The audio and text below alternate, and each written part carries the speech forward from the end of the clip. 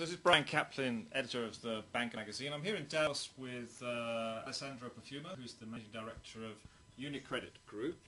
And Alessandro, you've always been a prominent figure at Davos in the meetings. What do you pick up this year about what are the things that are really interesting to the delegates and the kinds of discussions that they're having? What are the key themes? I would say that the key themes is on how to restart with growth worldwide. Clearly there are many questions, and we heard yesterday night as well President Sarkozy on this topic, what should be the role of the financial industry in this restart. So I think that is quite interesting. Overall, the mood is very cautious. I think that all of us, we are tired. So, we had a stressing time, and now there are many difficulties. Clearly, today there are a lot of issues in terms of relation with the banking industry, mainly due to the compensation topic. In this perspective, I think that as an industry we must be more proactive. We cannot say this is not our fault, we have done quite a lot for sure. I think that there have been significant changes in the industry, but there are still open topics. But again, I think that the key responsibility for all of us is to move from looking for the guilty person or the guilty industry to move on understanding how we can really restart in growing and moving forward. And on the question of banking industry issues, what has been the reaction by yourself and some of your colleagues to the announcement by President Barack Obama that his idea was to separate out proprietary trading from the rest of banking? I think that a lot of politicians have caught hold of this idea as a key idea now for regulation. What's your feeling about that? Before talking of the specific of the proposal, I think that we have to talk a little bit of the method. As an industry player, I would prefer to have a single voice talking of the new regulation. Should be the FSB under the responsibility of the G20, should be the Basel Committee, but I think that today it could be really dangerous if we will restart in fragmenting the regulation. The regulation is the regulatory framework and the supervisory framework is already enough fragmented. So I think that we have to try to move towards a coordinated policy-making activity. In this perspective, I fully understand the political perspective of President Obama, but from the industry standpoint, I think it has been not good. Having said so, and talking of the specific of the proposal,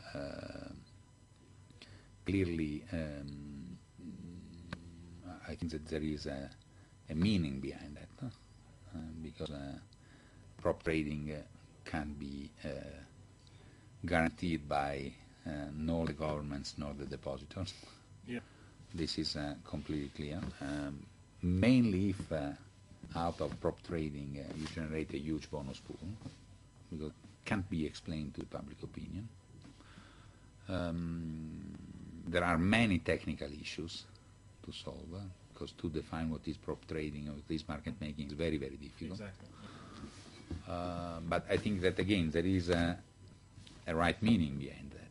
So on our side, on the industry side, I think that we have to try to understand why such kind of proposal are coming up, and try to understand what we have to do in order to proactively, in a positive way, be part of these changes.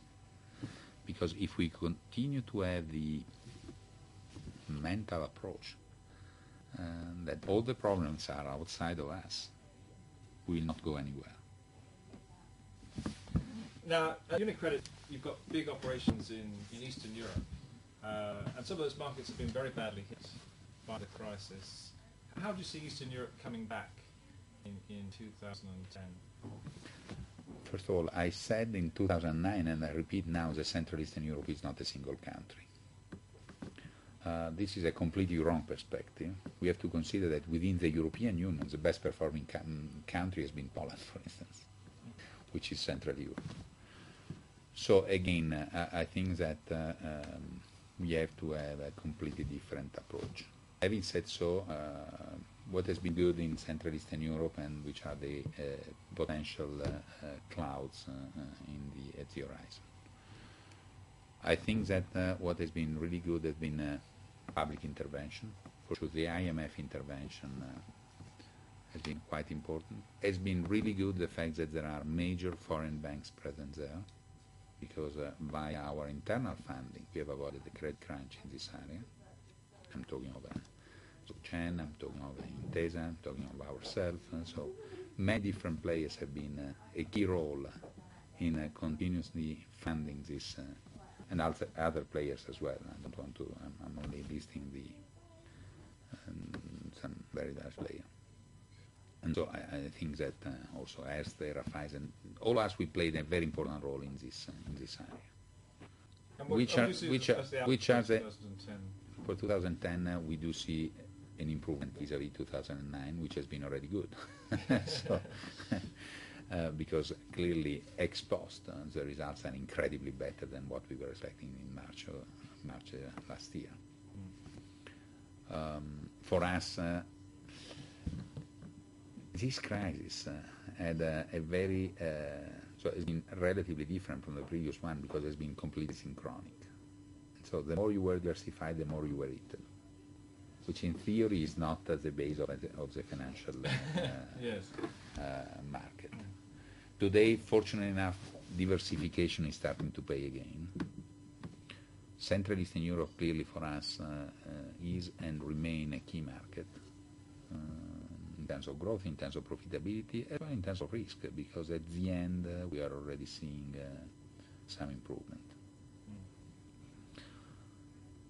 Having said so, clearly what we were talking of before, that means regulatory framework and supervision will be important, because as I hope, not for us, but for our customers, the European market will become a single market, really, and we will have a dramatically stronger coordination of the supervisory activity, and I think that the evolution we are seeing in the framework in Europe is quite important. You know, the European Systemic Risk Board, the European Banking Authority are key steps in this perspective. I think that if again Europe will become a single market, Central Eastern Europe will become even more important for us. Mm-hmm. All right, now if we just look forward to Davos 2011, do you expect it to be a more optimistic outlook in 12 months' time? We've seen quite a shift from last year when things looked really awful. What would be your sort of final thoughts on that? Personally, I was already relatively positive last year because 2 years ago all of us we were very positive, and at the end 2008 has been a really big problem. So I said, since we are also so negative, maybe at the end things will be better. Clearly, there are signs of recovery worldwide, both in the financial market and in the real economy. We are seeing the IMF and the World Bank forecasts are improving every month in terms of outlook for 2010 in terms of growth.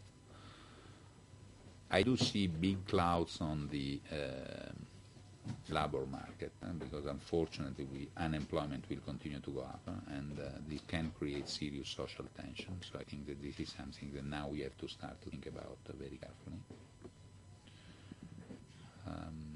Because clearly social tension would create problems for all of us in terms of the environment in which we work. And also, it is inconceivable to continue to have an unemployment rate which is going up, because our mean is not to become richer, is to have a single, is to create a richer economy, a richer world, I would say. And to have a better distribution as well in terms of wealth. So I think that really is important to be focused on that. So because if we will not be capable to tackle this issue next year, we will have other problems. Okay, Alessandro, thank you very much for those thoughts from Davos, and we look forward to catching up with you next year and seeing where we are. Seeing where we are. Yes, thank you very much indeed. Many thanks.